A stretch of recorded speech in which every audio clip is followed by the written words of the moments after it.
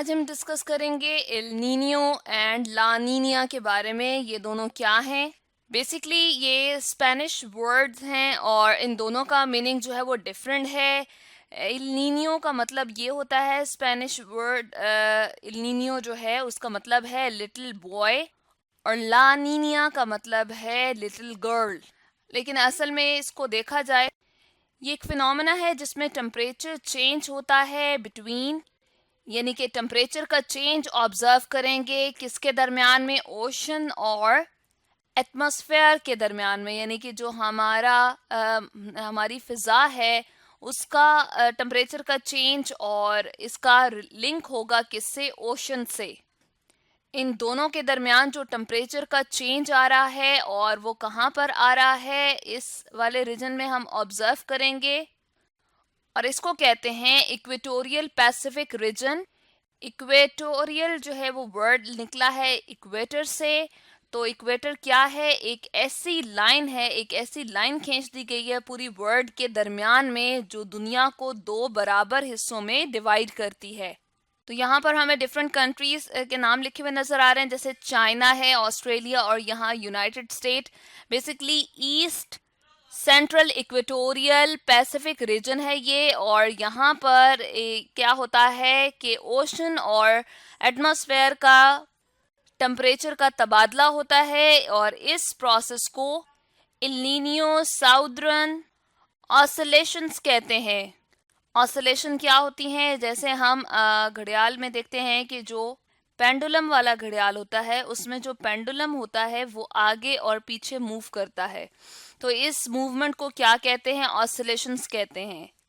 इसी तरह से यहाँ पर भी क्या होता है, टेम्परेचर जब आगे पीछे को मूव करता है या चेंज होता है बेसिकली इस डायरेक्शन में, कि ला नीनिया में हम देख रहे हैं कि इस तरफ को एरोज दिखाए जा रहे हैं और इल नीनियो में हम देख रहे हैं कि इस तरफ को एरोज दिखाए जा रहे हैं। बिल्कुल इनकी तरह ये मुशाबे रखते हैं। और इस पूरे प्रोसेस को हम एब्रिविएट कैसे करते हैं? ENSO cycle.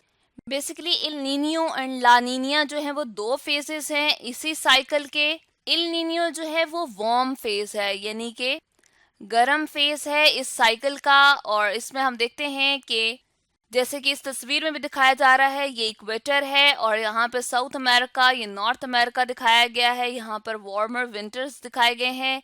ये पैसिफिक ओशन है सारा। यहाँ पे ऑस्ट्रेलिया है और यहाँ पर एशिया है। तो यहाँ पे क्या होता है, वार्म वाटर की मूवमेंट यहाँ दिखाई गई है कि इस तरफ को हो रही है। जैसे कि हमने इस वाली तस्वीर में भी देखा था कि वार्म यहाँ पर येलो और रेड जो है कलर आपको ज़्यादा नज़र आ रहा है, और ये इस तरफ को वाटर जो है वो चूंकि बहुत ज़्यादा गर्म है तो वो इस तरफ को मूव कर रहा है, और इसके नतीजे में इस ओशन और हमारे एटमॉस्फेयर के टेम्परेचर का क्या आता है, चेंज आता है। इसके मुकाबले में ला नीनिया में क्या होता है, ये पानी का ज़्यादातर रंग हमें नीला नज़र आ रहा है। इसका मतलब है ये वाटर जो है वो कोल्ड है। और इस वाली तस्वीर में हम देख रहे हैं कि ये ब्लू कलर का वाटर हमें नजर आ रहा है। जब इसकी मूवमेंट इस तरफ को है तो इस वार्म वाटर को भी ये क्या कर रहा है, अपनी कोल्डनेस प्रोवाइड कर रहा है, और इसके नतीजे में क्या होता है, हमारे एटमॉस्फेयर और ओशन के दरमियान जो है टेम्परेचर का चेंज आता है। और ये कौन सा वाला फेज है? ये कोल्ड फेज है, यानी कि ला नीनिया जो है वो कोल्ड फेज होता है। ला नीनिया और एल नीनियो जो कि ENSO साइकिल्स की वजह से हैं, ये असरअंदाज होते हैं किस पे, ओशंस पे। इसके अलावा जो तमाम काम ओशन से रिलेटेड हैं उन पे, तो इनका इम्पैक्ट हुआ ओशन के ऊपर। और इसके अलावा जो तमाम प्रोसेसेस हैं ओशन से एसोसिएट कर रहे हैं उन पे ये असरअंदाज होते हैं। इसके अलावा इसका जो है ग्लोबल वेदर के ऊपर, यानी कि हमारी अर्थ के टेम्परेचर के ऊपर भी बहुत ज़्यादा अफेक्ट होता है। जो पूरी दुनिया में डिफरेंट मौसम मौजूद हैं उसके ऊपर भी इसका जो है वो असर होता है। ये ENSO साइकिल जो है वो एग्जिस्ट करता है 9 to 12 मंथ्स के लिए, और यही रिपीट होता रहता है हर 3 या 5 साल के दरमियान में, या हर 3 या 5 साल के बाद ये रिपीट होता है।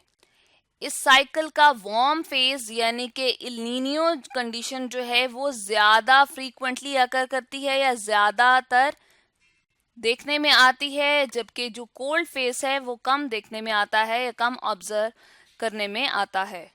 असरात की बात करें कि इल नीनियो और ला नीनिया के क्या क्या ऐसे असरात हैं जो हमारे माहौल में असरअंदाज होते हैं या वाक़ई होते हैं।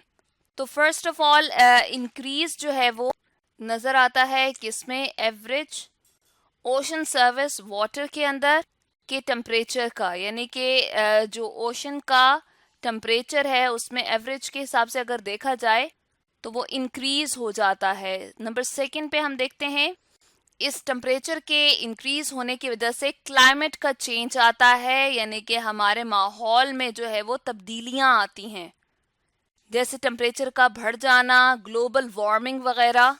और यही असरअंदाज होते हैं इंसानी और इसके अलावा लिविंग थिंग्स की ज़िंदगी के ऊपर। इसके अलावा ये रेन कॉज करती हैं west coast of North America, शुमाली अमेरिका के मगरबी साहिल की तरफ बहुत ज़्यादा रेन कॉज करती हैं।